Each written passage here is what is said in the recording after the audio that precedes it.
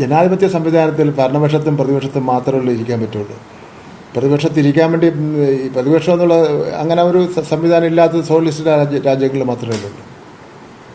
ബാക്കി ജനാധിപത്യപരമായിട്ടുള്ള എല്ലാ രാജ്യങ്ങളിലും ഭരണവും പ്രതിപക്ഷമൊക്കെ ഉണ്ടാകും. അത് ചെറിയ വ്യത്യാസം മാത്രമേ ഉള്ളൂ. അതെല്ലാം പെട്ടെന്ന് തന്നെ ഞങ്ങൾ അതിജീവിച്ചു വരും. 50 സീറ്റാണല്ലോ.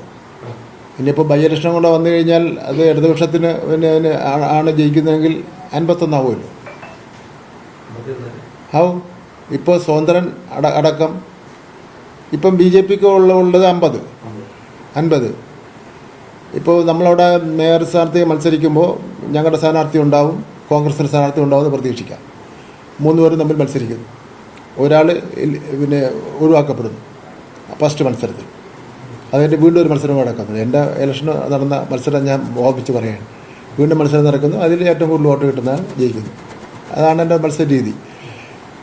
അതിൽ സ്ട്രൈറ്റ് മത്സരമാണെങ്കിൽ ഒറ്റ പ്രാവശ്യം മത്സരിച്ചാൽ മതി. അപ്പോൾ 50 എന്നുള്ളതാണ് അപ്പോഴും അവരുടെ സംഖ്യ. ഇപ്പുറത്ത് BJPക്ക് വോട്ട് ചെയ്യാത്തവരെല്ലാം കൂടെ ചേരുമ്പോൾ 49 വരും. 49 അല്ല, 50 വരും.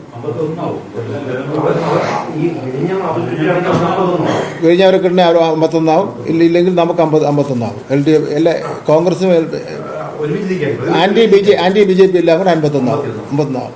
അപ്പോൾ അതുകൊണ്ട് നമുക്ക് ഒന്നും പറയാൻ പറ്റില്ല. ഇല്ല, തീരുമാനിച്ചില്ല.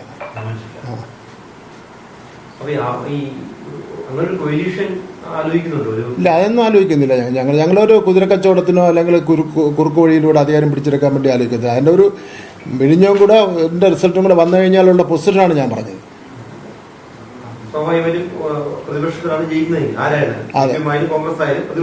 ജയിക്കണമെങ്കിൽ 50-51 അല്ലെങ്കിൽ തിരിച്ച്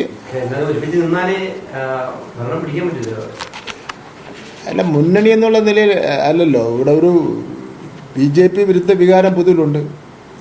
ഞാൻ നേരത്തെ പറഞ്ഞ തോന്നിയ സ്ഥലം കാണിച്ചുകൊണ്ടിരിക്കുന്നത്. ഇപ്പം തന്നെ ഈ സ്കൂളുകളിൽ വലിയ സംഭവമില്ലേ അത്.